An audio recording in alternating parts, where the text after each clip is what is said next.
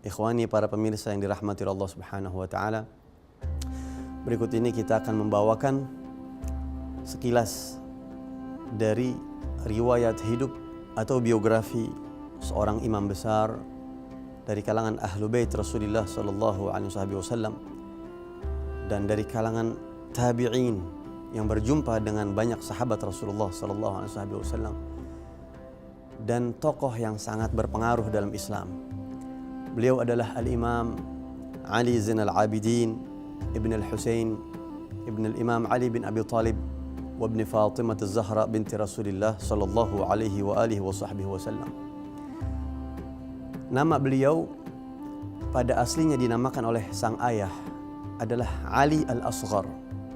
Al-Imam Husain punya putra yang bernama Ali 3 orang dan beliau adalah yang paling kecil. Adapun julukan beliau dikenal dengan beberapa julukan, di antaranya Zainul Abidin, dan itu sudah populer di kalangan umat Islam, yang berarti perhiasan orang-orang yang ahli ibadah kepada Allah Subhanahu wa taala. Di antara julukan beliau juga adalah As-Sajjad, yang artinya beliau adalah orang yang banyak sujud bersimpuh kepada Allah Subhanahu wa taala. Al-Imam Ali Zainal Abidin dilahirkan di kota Madinah pada hari Jumat tanggal 5 bulan Sya'ban pada tahun 38 Hijriah. Dan beliau mendapati 2 tahun dari kehidupan sang kakek, yaitu Al-Imam Ali bin Abi Talib karramallahu wajhah. Adapun pertumbuhan beliau, ma'asyiral ikhwah rahimakumullah, beliau adalah seorang yang diasuh langsung oleh sang ayah, yaitu Sayyid Syabab Ahlil Jannah Al-Imam Husain, dan juga pamannya Al-Imam Al-Hasan, yang keduanya dikatakan oleh Rasulullah SAW Sayyidah Syabab Ahlil Jannah. Al-Imam Al-Hasan dan Imam Al-Husain adalah 2 pangeran pemuda-pemuda di surga nanti. Al-Imam Ali Zainal Abidin adalah seorang anak yang dikenal sangat giat untuk menuntut ilmu pada masa itu.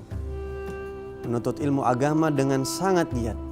Dan juga beliau orang yang rajin bertalaki untuk menerima, menyimak riwayat hadis-hadis sang kakek Rasulullah SAW, baik dari kedua ayah dan pamannya secara langsung, ataupun dari sebagian sahabat-sahabat Rasulullah SAW secara langsung.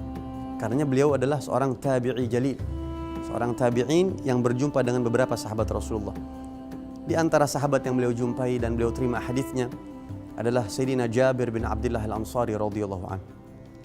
Juga di antara mereka adalah istri Rasulullah sallallahu alaihi wasallam yang bernama Safiyah binti Huyai bin Akhtab.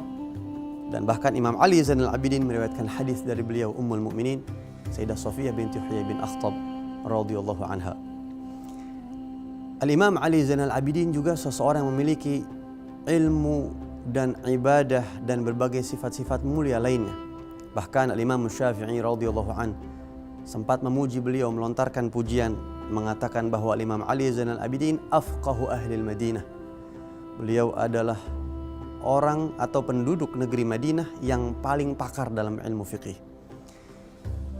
Beliau juga sempat membuka majlis di masa hidupnya, membuka halaqah majlis ilmu di Masjid An-Nabawi, sehingga banyak para pembesar-pembesar dari kalangan tabi'in yang kemudian bersimpuh duduk berguru kepada Al-Imam Ali Zainal Abidin. Katakanlah di antara mereka seperti Al-Imam Sa'id ibn al-Musayyib, salah seorang tabi'in yang juga sekaligus menantu daripada sahabat Nabi Abu Hurairah radhiyallahu an, yang sebagian ulama hadis mengatakan bahwa marasilu Sa'id bin Musayyib maqbulah. Hadis mursal khusus dari Sa'id bin Musayyib itu diterima karena memiliki keistimewaan tersendiri beliau. Itu adalah salah satu murid beliau. Di antara mereka juga yang menimba ilmu kepada Imam Ali Zainal Abidin adalah Sayyidina Al-Imam Sa'id bin Jubair, seorang tabi'in yang terkenal karamah dan kewaliannya.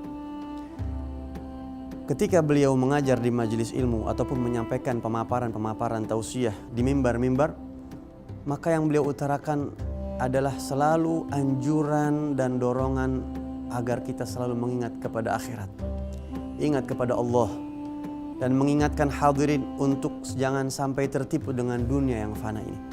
Itu orientasi daripada materi yang beliau sampaikan di majlis-majlis beliau.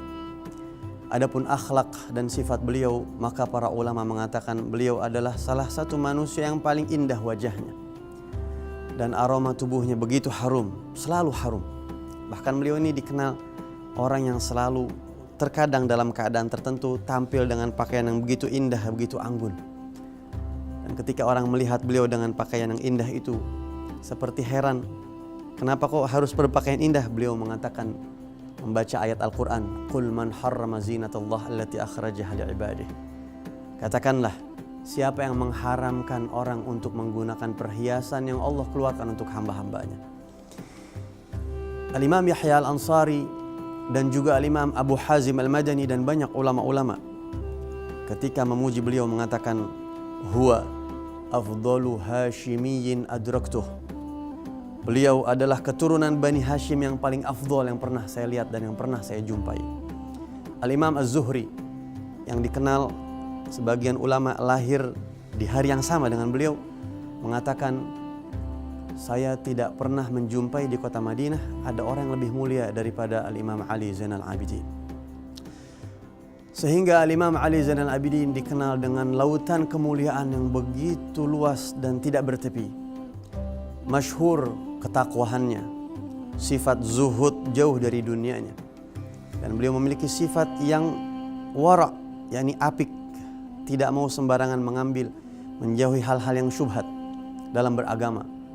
Tawadhu menghiasi hari-hari beliau, rendah diri, walaupun beliau seorang yang alim, yang ahli ibadah dan cicit Rasulullah SAW, tapi beliau memiliki sifat-sifat mulia lainnya, sehingga beliau selalu mendedikasikan dirinya untuk ibadah, menjauhkan dirinya dari dunia politik, dan bersikap moderat.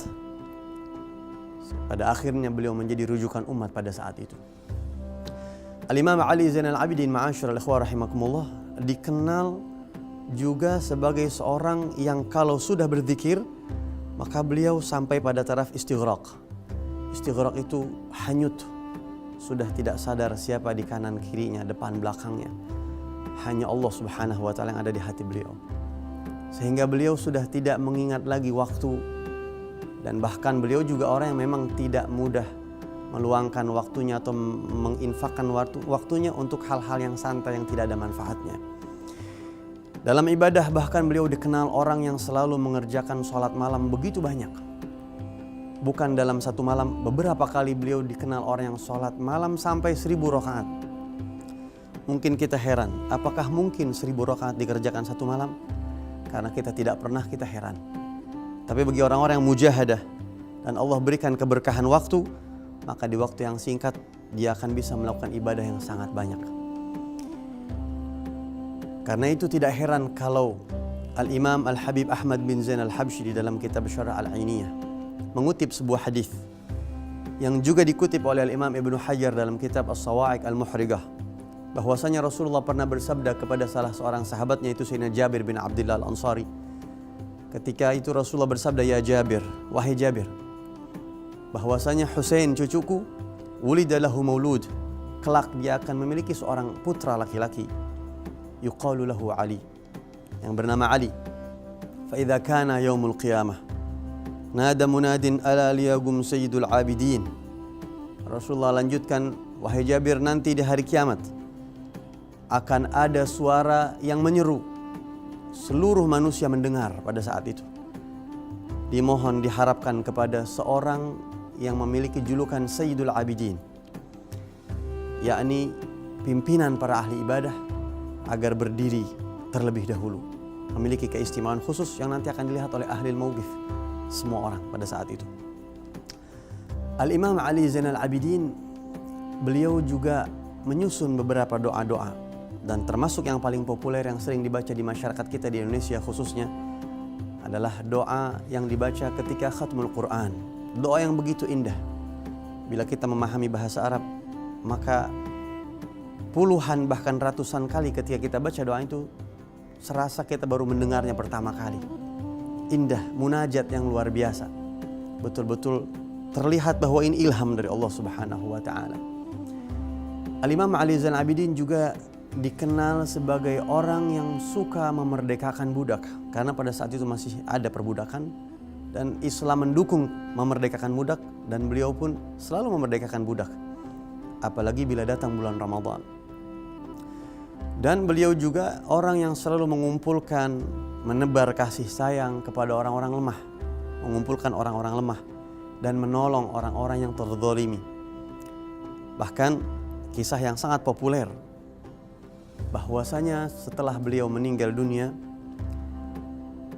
ternyata penduduk Madinah baru merasakan bahwa kebutuhan sehari-hari mereka itu berasal dari Al-Imam Ali Zainal Abidin, dan mereka baru mengetahui itu setelah beliau meninggal, karena beliau selalu membagi-bagikannya di malam hari tanpa ada yang mengetahuinya seorang pun. Bahkan bila ada orang yang meminta kepada beliau, beliau selalu menutupi wajahnya supaya tetap menjadi amalan yang rahasia yang beliau tebar di kalangan umat Islam. Sebagian orang mengatakan ketika dimandikan jenazahnya, di salah satu punggung beliau nampak jelas bekas, yang seolah-olah bekas itu bekas dari banyaknya beban yang beliau bawa, kebutuhan makanan-makanan pokok yang mungkin setiap malam beliau tebar di kalangan umat Islam. Dan Al-Imam Ali Zainal Abidin ini orangnya bila memberikan hutang, maka beliau tidak pernah menagih hutang tersebut kepada orang yang berhutang kepada beliau. Dan apabila beliau membuat janji kepada seseorang, sebelum janji itu terlaksana, beliau tidak akan enak makan dan minum, karena takut tidak bisa memenuhi janji dan besarnya tanggung jawab amaliyah tersebut di sisi Allah Subhanahu wa taala. Bahkan bila beliau meminjamkan pakaian, beliau tidak pernah menuntut dikembalikan. Dan bila ada orang yang punya hajat dan di tengah jalan hajatnya terbengkalai, maka beliau segera membereskan hajatnya dengan harta beliau sendiri. Bila menunggangi kuda ataupun tunggangan berupa kendaraan beliau, hewan, maka beliau tidak pernah memecutnya dan tidak pernah menyakiti hewan tunggangan tersebut. Al-Imam Ali Zainal Abidin termasuk orang yang gemar melaksanakan ibadah haji, dan beliau seringkali mengajak pengikutnya, orang-orang yang bersama beliau, untuk melaksanakan ibadah haji, dan seringkali beliau melaksanakan ibadah haji dengan berjalan kaki. Ma'asyiral ikhwah rahimakumullah, ini baru sedikit dari kutipan hidupnya Imam Ali Zainal Abidin. Kita masih akan buka beberapa cuplikan-cuplikan kehidupan beliau yang sangat menarik, insya Allah di episode-episode yang akan datang. Ikuti terus program ini, kita mengenal siapa itu orang-orang yang dikatakan oleh Rasulullah SAW, mathalu ahli baiti fikum kamathali safinati Nuh, perumpamaan ahlul baitku seperti perahunya Nabi Allah Nuh. Inilah salah satu, dan nanti masih akan banyak lagi. Siapa itu perahu Nabi Allah Nuh yang layak kita ikuti dan kita berkiblat kepada beliau-beliau, insya Allah. Wal afu minkum. Assalamualaikum warahmatullahi wabarakatuh.